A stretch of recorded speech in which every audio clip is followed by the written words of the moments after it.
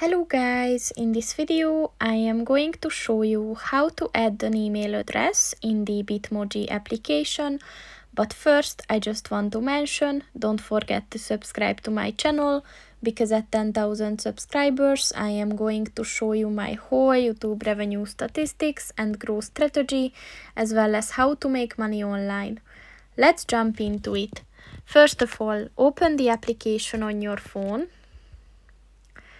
And then click on the settings button at the top of the page on the right. And then click on the add email button.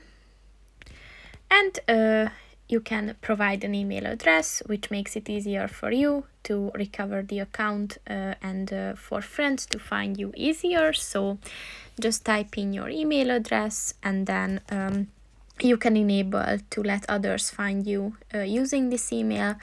And once you did that, just click on the verify button. And that's pretty much it for this video, guys. See you in the next one. Goodbye.